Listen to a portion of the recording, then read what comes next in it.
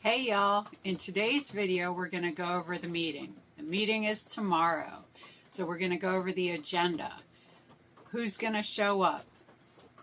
Are the Levy County Police going to show up? Is Lynette and John going to show up? Is anyone going to get arrested? Are the people going to get seated? These are all the questions everybody's been asking, and we're going to talk about what we think will happen.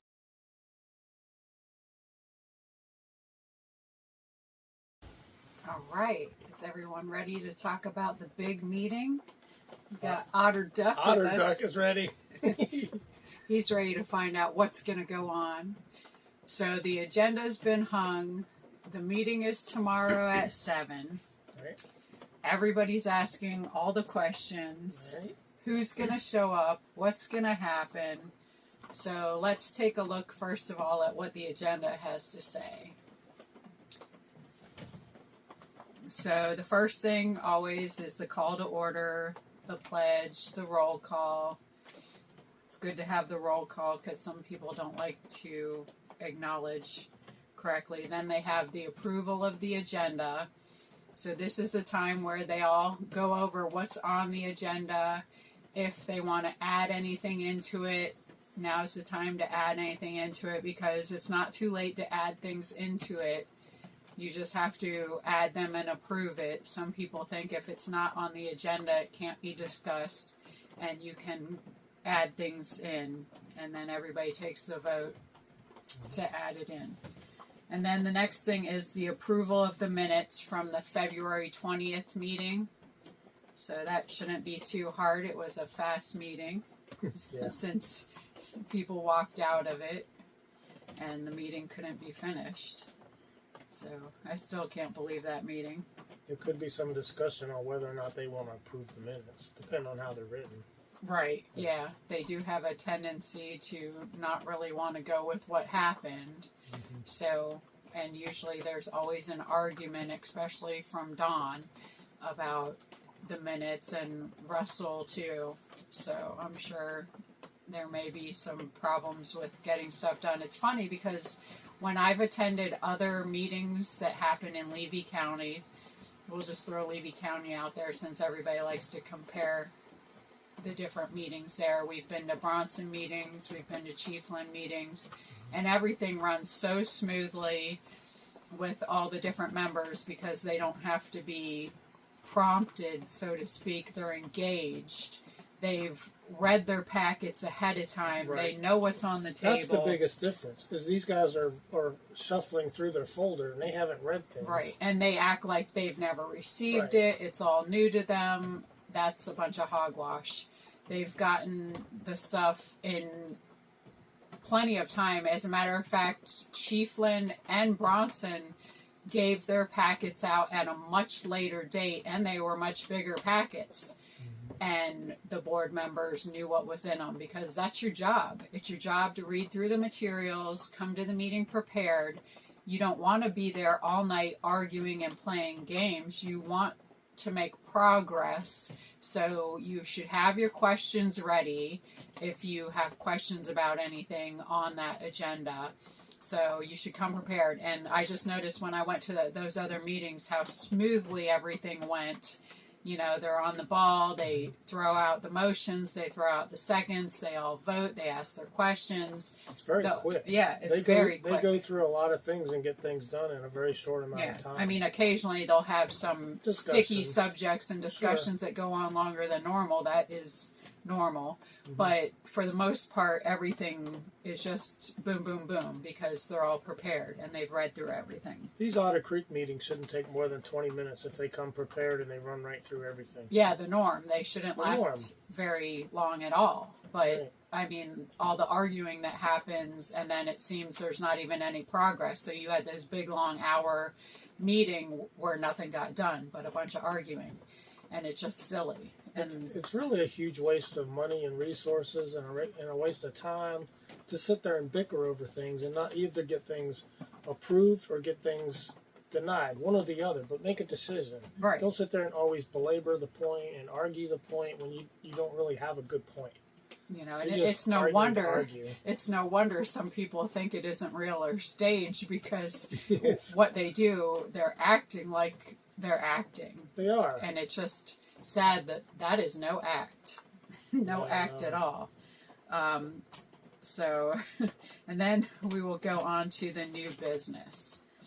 And the new business, the first thing is the qualifying results, which is probably some more of a reiteration where they touched on that last meeting, but they weren't able to seat any of the people because for whatever reason, and not good reasons, I'm sure, Russell doesn't want to seat the people that were qualified in the election running unopposed to sit in those seats, which makes zero sense.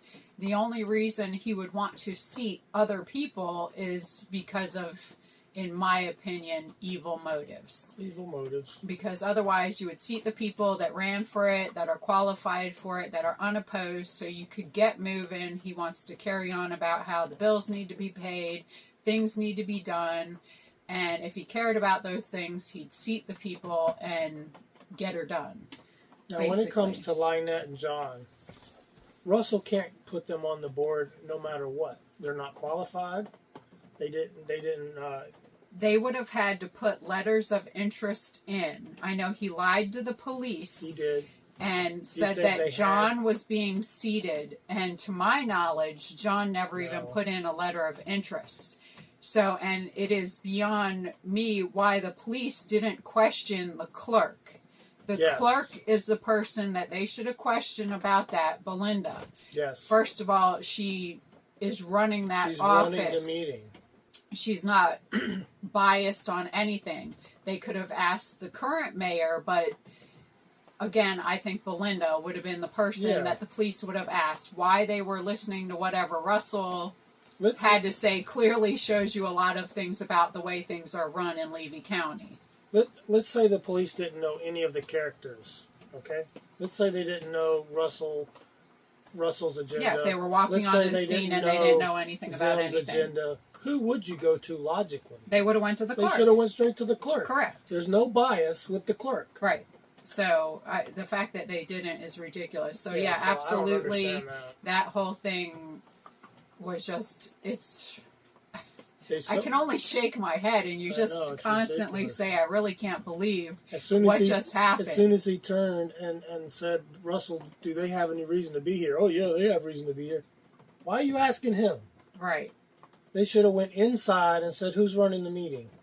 That's her right there, Belinda. And I really wish that I had been in earshot to have heard that, because, of course, I would have spoke up and let them know that that's who they should be talking to, is Belinda. And they should have pulled Belinda into an office or off to the side and been like, what's going on here?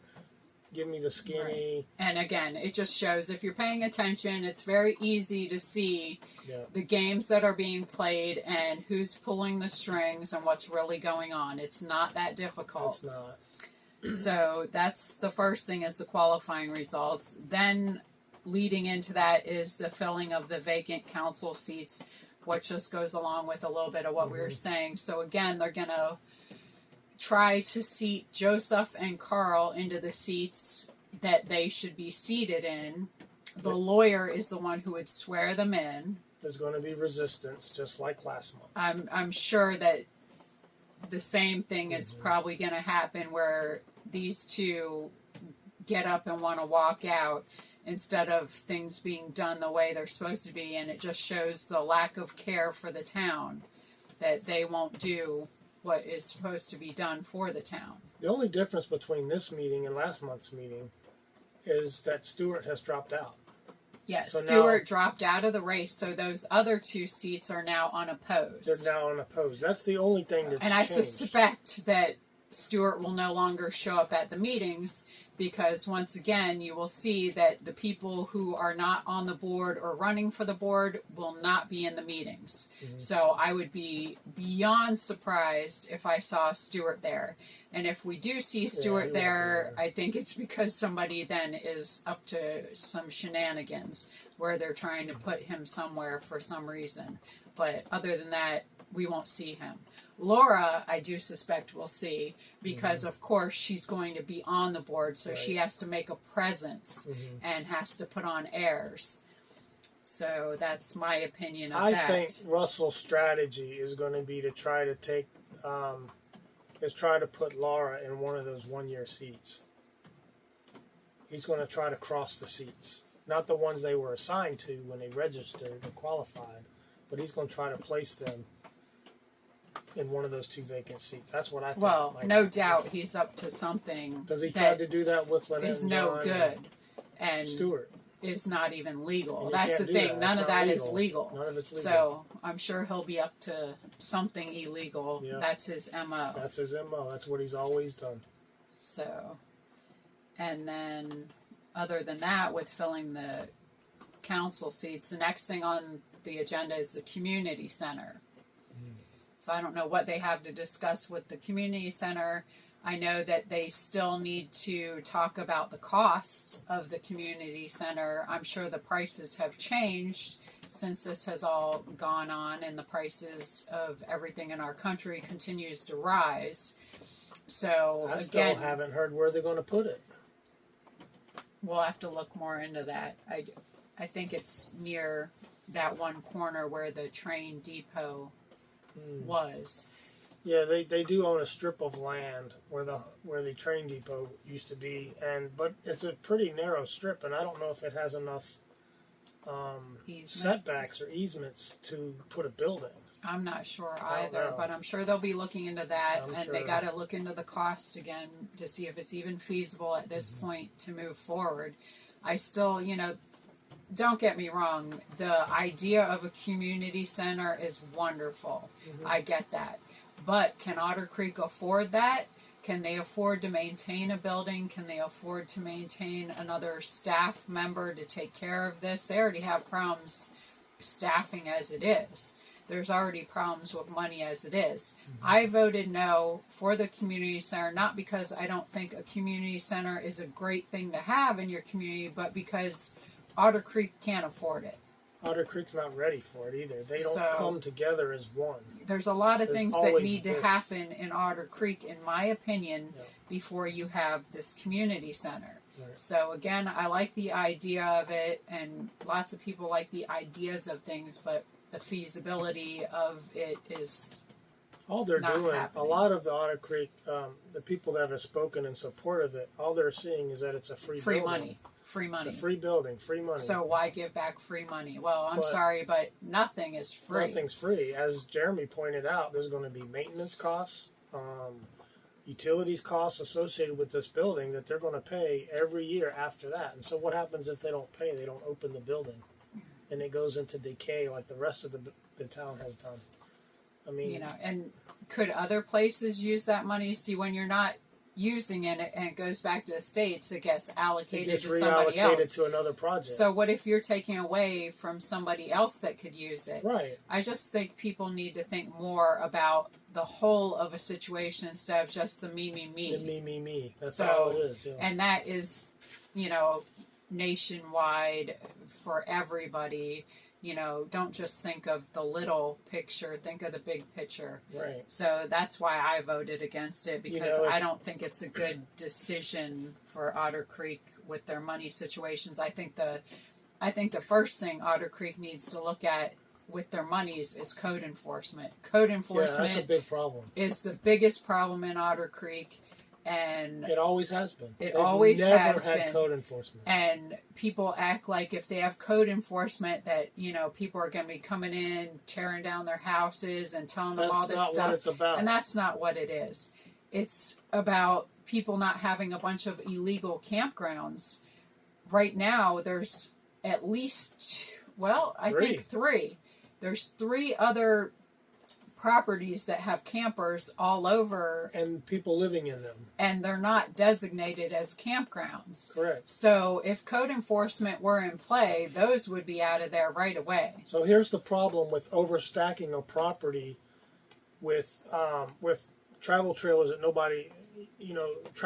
with extra travel trailers in addition to the home. Here's the problem: the septic systems were designed for that house based on the number of bedrooms. So when you add a trailer, you're adding a bedroom. When you add another trailer, you're adding another bedroom. That means that septic system needed to be expanded. Well, the reason you do that, you get permits for campgrounds. It goes through the health department, and they size that septic system everything's up to code to every lot. So the problem that you could have is if that septic system fails because it's being overburdened, it's going to be a now problem. you're going to contaminate the groundwater. This should be the very thing that Otter Creek residents should be looking at. Don't contaminate our water. It's bad enough already. But they're not looking out for the health of themselves as well as their neighbors. And it's frustrating. And in Levy County as a whole, that's why they say they're not approving for more campgrounds to be built in Levy County in the unincorporated areas because of the septic issues. Right. And the county is not up to speed with being able to handle this many people coming in. So that's why they're not supposedly approving new campgrounds. So here we are in towns that are incorporated where there you don't have code enforcement and they're just allowing anything to happen. Mm-hmm. And it's going against everything that the county would have allowed. So, because Lynette has 2 trailers on her property that she's not permitted for because the septic system is designed for the house that she hasn't finished. And a shed that they're living in as well. And that's illegal too. So what has to happen is the county opened that permit for the original build.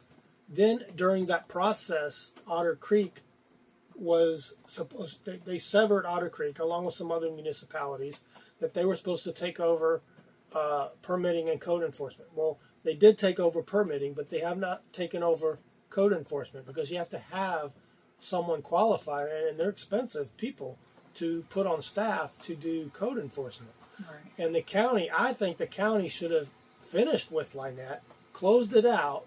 Well, the county does still hold her permit. That did not transfer over to Otter Creek. However, the county is not doing anything about it, and they extended her permit without an inspection. Right. If somebody passed the point of inspection time and didn't get inspected, you should not extend their permit without a site visit. So they didn't do that. No. So why didn't they do that would be my question, because I don't think that is what they would have done with anybody else. So that's the building department. That's David Myers. He's in charge of the building department permitting. So my question is some people pulling strings with the county to get stuff bypassed for her. They overlook some places unfairly. Right. So, because I just don't understand that again. But that's exactly what's happening there. And then Dan Norman's place there on the corner of North Otter Creek and Highway 24.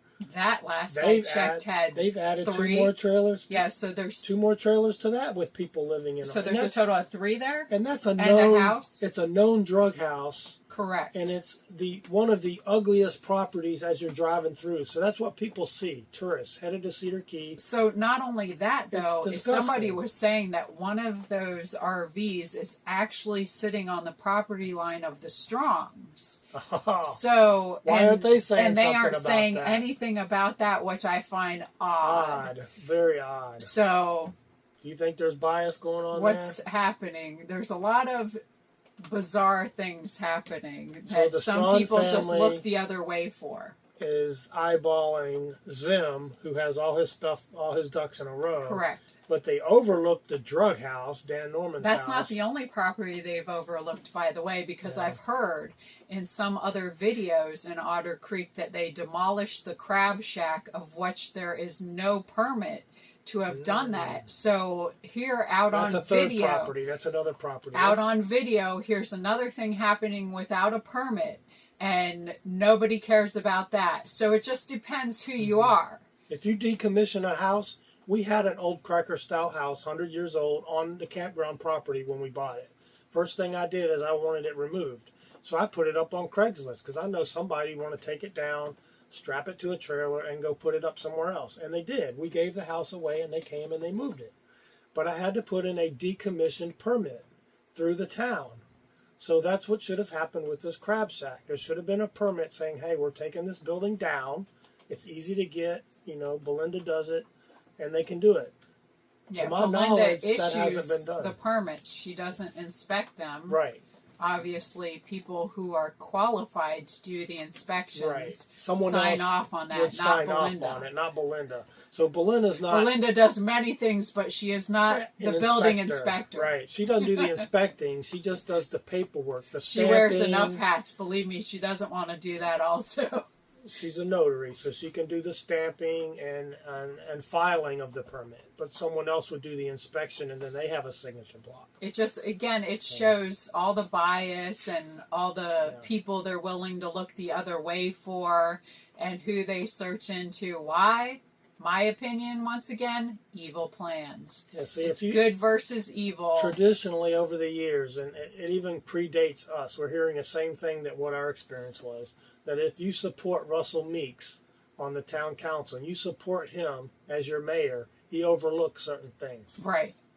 That's people in a who nutshell. don't go along with what is wrong are going to pay the price by having a bullseye on their head of somebody who is targeting them to stop whatever they're doing because they have evil plans. Mm-hmm. Meanwhile, these people who are trying to do nice things for a town are doing everything correctly, by code, the way it's supposed to be, and they're being shut down illegally.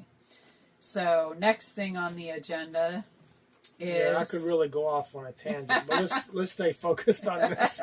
Yeah, it's hard to keep it in when you've been dealing with so many things for so long and staying quiet about it. Meanwhile, all these people have been publicly bashing you and saying false things about you while you've been the person quiet about everything. Mm-hmm. So, anyway, let's get back on point. Resolution 2024-01, adopting the statewide mutual aid agreement with emergency management. I'm sure this is just another formality of an interlocal agreement where you're coming together with emergency management. I'm sure all the towns in Levy County have had to do that.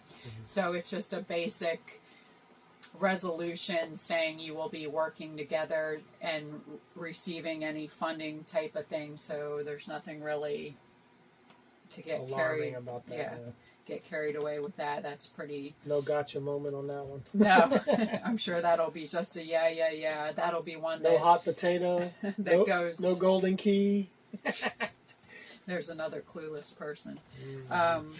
So then old business, it doesn't have any old business stated.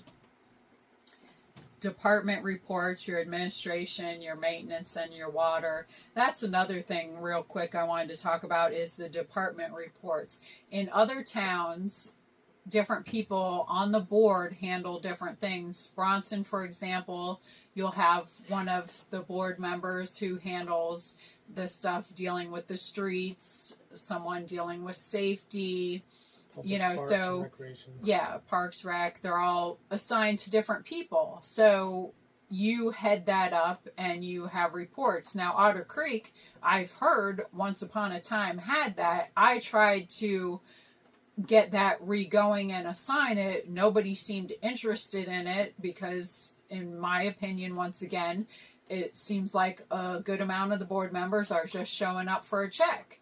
Yeah, and they maybe don't want to do an anything. argument. If you send them home with homework, they don't want to do their homework. Right. But they'd like to complain about everything under the sun, but not do anything about it. Right. We've got a bunch of problems, but let's not focus on any solutions. That's right. Yeah. And that's what I have to say about the department reports, and it's just a shame that they're not more involved because it could be just this wonderful little town. It really could be. If people just put in a little bit of effort. It's not that much, just a little bit. Then under the announcements, you have the children's food table, which they come every other Friday at 1, which is a nice thing. I don't know how many of the people in Otter Creek take advantage of that. I know several people that live outside of Otter Creek, Gulf Hammock, for example, do come to take advantage of it. So it is good that people are utilizing it. At one time, Catholic Charities was coming out but they were driving all the way from Gainesville and no one was really showing up, which is sad.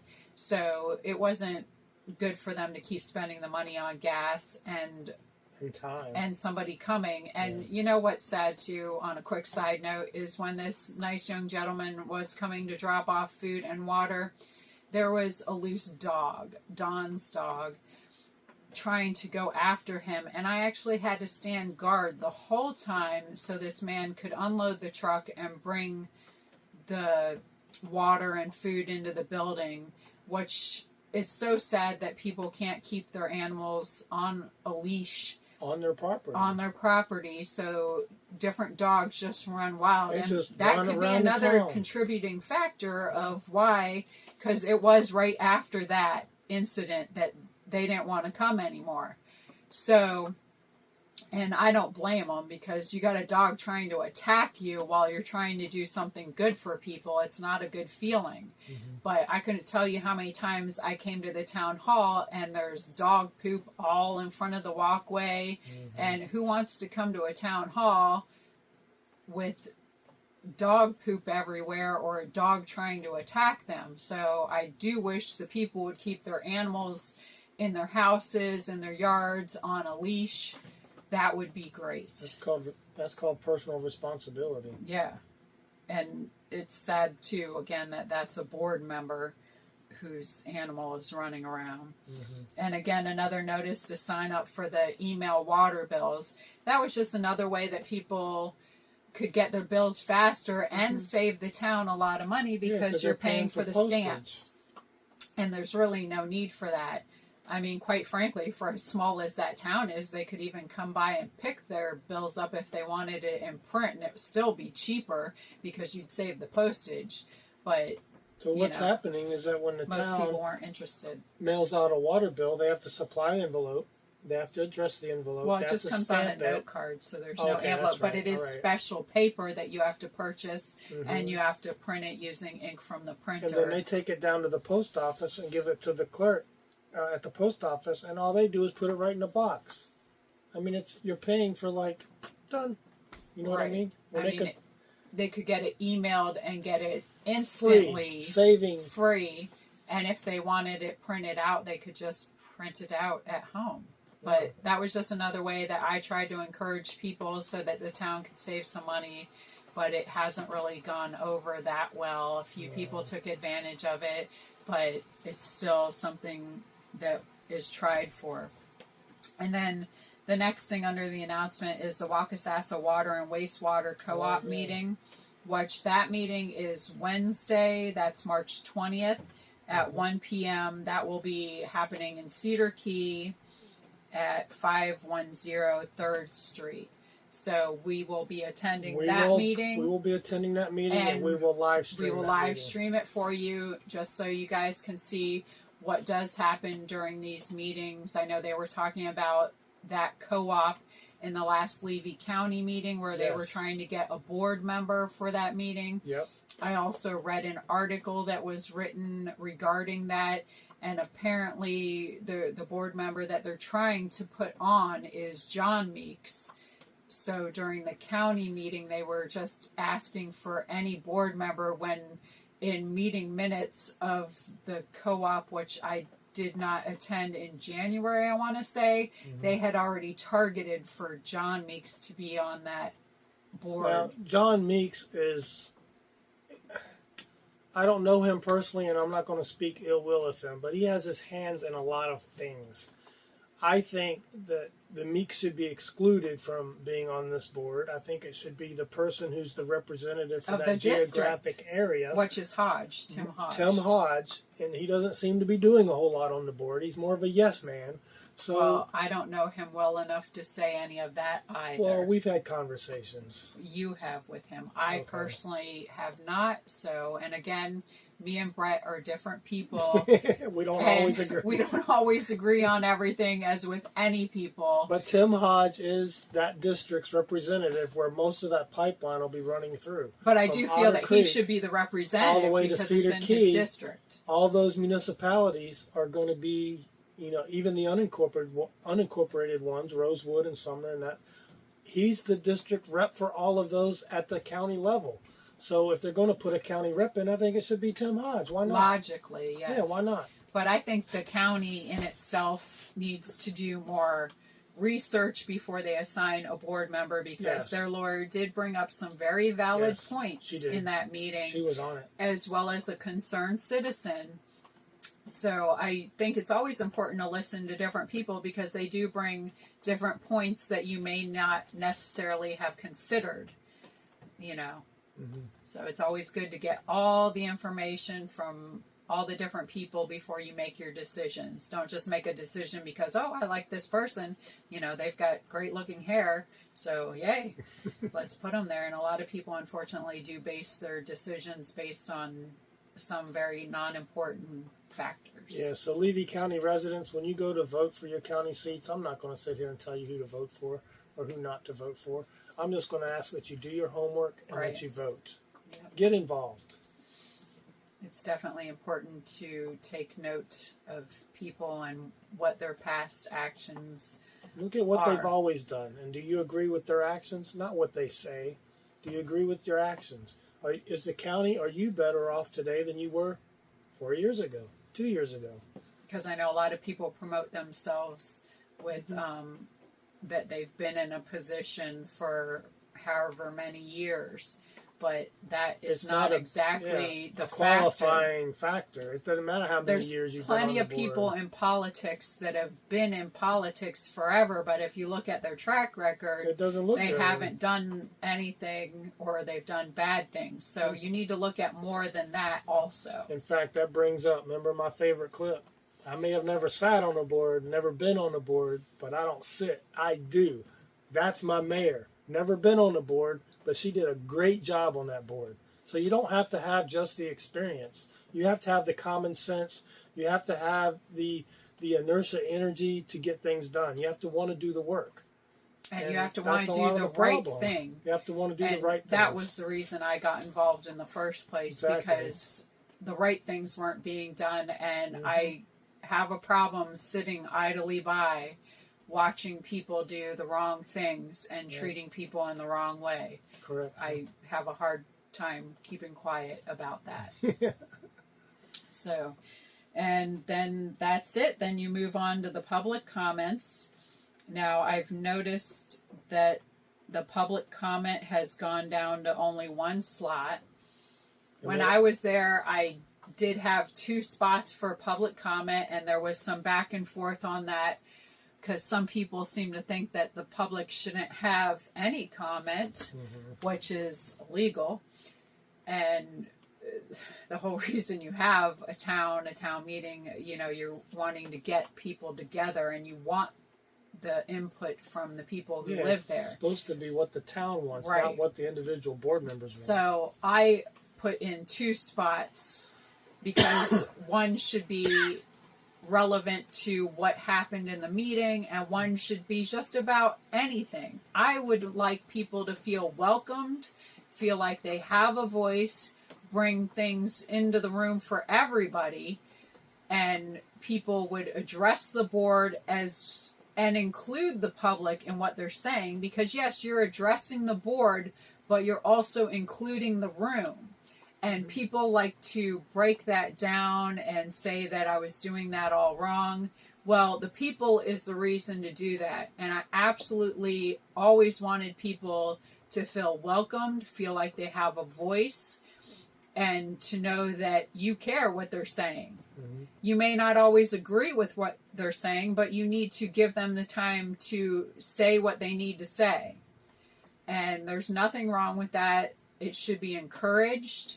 You shouldn't shut down a meeting because of you don't like what somebody's saying. And the past mayor would always shut the meetings down without listening to the public comment. The second he heard something he didn't like, meeting adjourned, who cares, let's all leave. And that's wrong. Yeah. So that's why I gave 2 points. I believe the county does too. Yeah, I think they do it too. I like some of the people say, oh, well, they go with the model of the county and the other cities in the county. Nope. Debunked. They don't. They do what they want to do. So you should know that you do have a voice, and you should have a voice. And if you have concerns, you should make them known. Mm-hmm. That was one of your biggest grievances, is that you didn't hear enough from the town. There, all the people that supported Russell, they wouldn't come to the meetings. They wouldn't voice their opinions. They felt shut down for so many years, and I wanted to stop that. I wanted them to feel empowered. Yeah, that was your opportunity to change. For whatever reason, I guess that didn't come across, and I always heard, this is the way things have always been done. We don't like him, we don't agree with him, but that's what we got. And that's not what you got. That's not what you have to settle for. That's what you settle for when you do nothing. You don't have to settle for that. The power is in numbers. The power's with the people. You can see that happening all across the country. Correct. If people would just get that concept together, that if you're doing the right thing, you're united together in doing the right thing, the power is in the numbers. So, and I'll tell you, anywhere I've been, worked, lived, whatever, the evil people, they're much smaller of a group than the good people. The good people far outnumber the bad people. But you have to speak up. Yeah, you have to speak up, and you have to be willing to put yourself out there and get together with each other. You have to have that Hudson mentality. And communicate with each other, and you can make a difference, and you can have different things. You don't have to settle for what's been presented to you. Correct. On any level. City, county, state, national, you make a difference. You make a difference, but you have to make your voice known. You got to make your voice heard. And you have to stand for something. You can't flip-flop back and forth and be swayed by other people. Make up your own decisions. What's in your heart? And voice what you think. It's okay to disagree with each other. Right, it's okay to disagree. You can have good conversation and disagree. I disagree with a lot of people. A lot of people have different ways of handling things or different styles. That doesn't mean they're bad people. Right. That just means we do it differently. That's all. It's just different. But let's see. So tomorrow night, 7 o'clock. 7 o'clock. Is the meeting. We'll be running there live. We'll be streaming live, so we'll get there early. We can't wait for you to join us and see what happens. We don't know what's going to happen, so we'll find out when you do. Who's bringing the popcorn? Who's bringing the popcorn? Until then, I just want to tell y'all to be good to each other and take care of each other. And buckle up. And do the right thing. Bye. Bye.